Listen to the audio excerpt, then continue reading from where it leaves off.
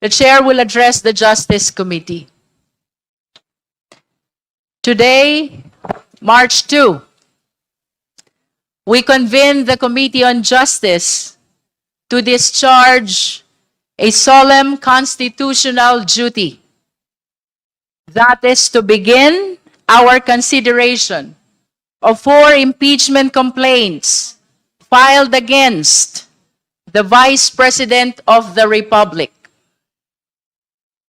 Just last week, all 4 complaints were simultaneously referred to this committee. Under the Constitution, it is the exclusive mandate of this committee to hear these matters and by a majority vote of all its members, submit a report to the House. That mandate is not optional.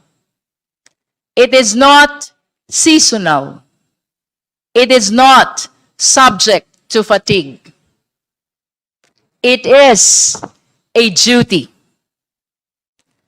And constitutional duties do not expire simply because public discourse grows weary. Some have asked, are we not tired of impeachment? Hindi ba tayo napapagod? Admittedly, we have undergone impeachment proceedings against the Vice President last year. And early this year, we also evaluated complaints against the President. So yes, public fatigue may be understandable. But the answer, my dear colleagues, is simple. The Constitution does not get tired. The rule of law does not get tired. Accountability does not get tired. If an impeachment complaint is filed and referred to this committee, we must examine it. There is no option to ignore these complaints. And as I said a while ago, we must fulfill this duty. No condition, no hesitation, walang palusot. Hindi tayo maaaring umiwas. Hindi maaaring umurong. Hindi maaaring magbulag-bulagan. Ang tungkulin ay hindi pinipili. Ito ay ginagampanan. Lalo na ngayong panahon na laganap ang fake news, mas lalo tayong dapat maging maingat at matatag. Mas lalong hindi magpapatinag. Kapag kumakalat ang fake news, hindi sapat ang manahimik. Ang tamang sagot ay wastong proseso. Ang kailangan natin ay simulan itong proseso ng pagsusuri. Nang sa gayon ay magkaroon tayo ng linaw at hindi maligaw sa maling impormasyon. So let me say this clearly. Impeachment is a constitutional process, not a social media contest. Hindi hashtag ang magpapasya dito. Hindi memes ang maghahatol. Hindi ito paramihan ng like. There are claims circulating that these impeachment complaints are merely recycled accusations already dismissed by the Supreme Court. Let us correct that firmly and factually. The Supreme Court did not rule on the merits of the allegations. It did not conduct a trial. It did not weigh evidence. It did not absolve anyone of wrongdoing. The court itself clarified that its ruling was limited to the constitutional one-year bar rule. It emphasized that it did not absolve the Vice President from any of the charges. Those are not my words. Those are the Supreme Court's own clarifications. To suggest, therefore, that the allegations have already been resolved on the merits is legally incorrect. Malinaw sa desisyon ng Korte Suprema na naging pasya nito ay nakatuon lamang sa one-year bar rule. Isang usaping teknikal. Hindi ito paghatol sa nilalaman ng mga reklamo. Hindi ito deklarasyon na walang sala ang Vice Presidente. And let us confront the larger question. If we decline to proceed simply because of Supreme Court's ruling or just because of all the noise, how are we to hold the highest officials of the land accountable? Kung hindi tayo gagalaw ngayon, paano natin pananagutin ang mga pinakamataas na opisyal ng bansa? The Constitution provides only one mechanism for addressing serious allegations against impeachable officials, and that is by way of impeachment.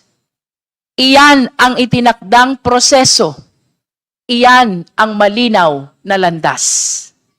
There is no alternative forum, no parallel mechanism, no detour, no easy way out. If we refuse to properly examine the impeachment complaints before us, we are not preserving stability. We are weakening accountability. So, my dear colleagues, let us discharge this duty. Walang shortcut. Walang paunang paghuhusga. Tanging katapatan lamang sa saligang batas. Now, 4 impeachment complaints have been filed and simultaneously referred to this committee.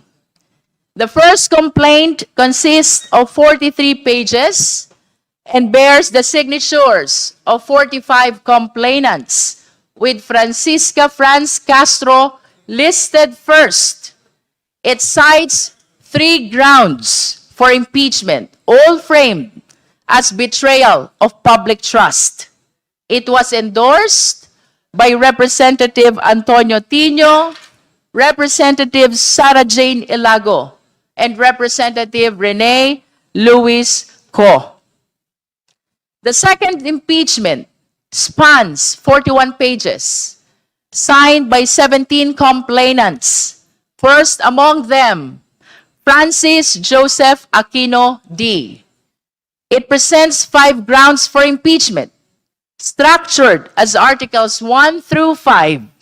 It was endorsed by Representative Percival Sendanya and Representative Laila De Lima.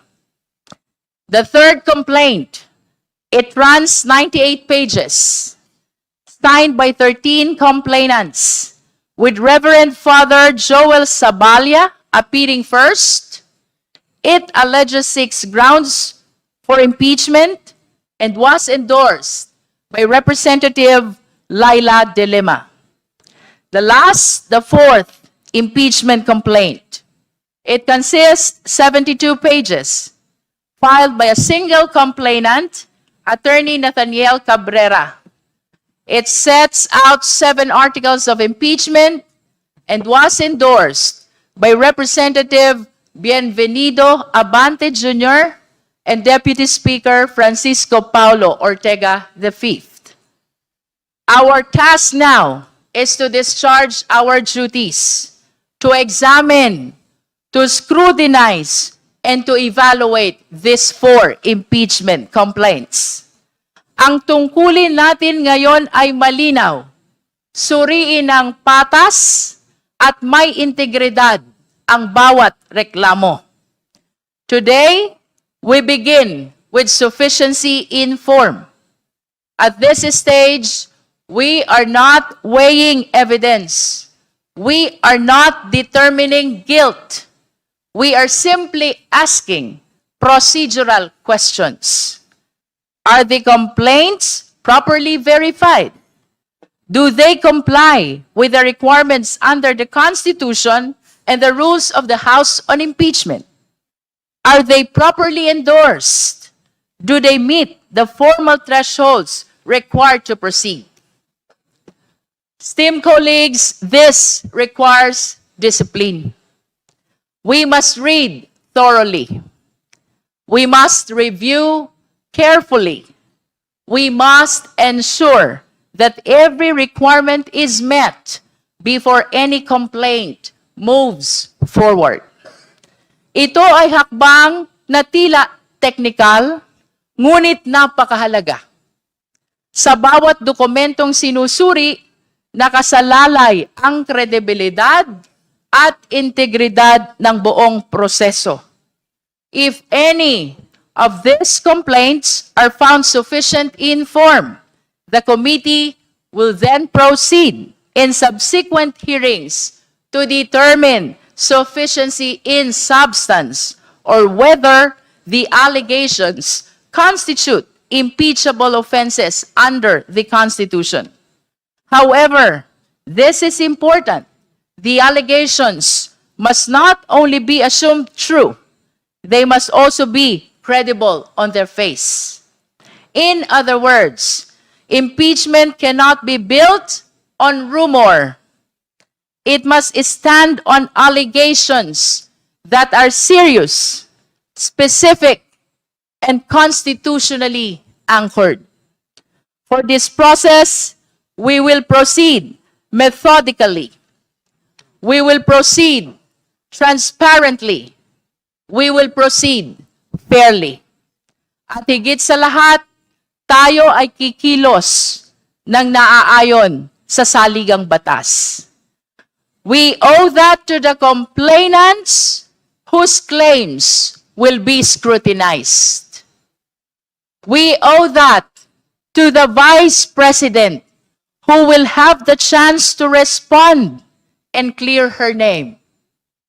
We owe that to the Filipino people who have a right to know the truth, to see justice done, and to hold their leaders accountable. Let me say this clearly. No one is above the Constitution. Not the President. Not the Vice President. Not the Senate. Not the House of Representatives. So today, we begin calmly, carefully, constitutionally. The Committee on Justice is now in session to determine the sufficiency in form of all 4 impeachment complaints versus the Vice President. Let the record show that we proceed not in anger, not in haste, but in fidelity to the Constitution and to the sovereign Filipino people. Maraming salamat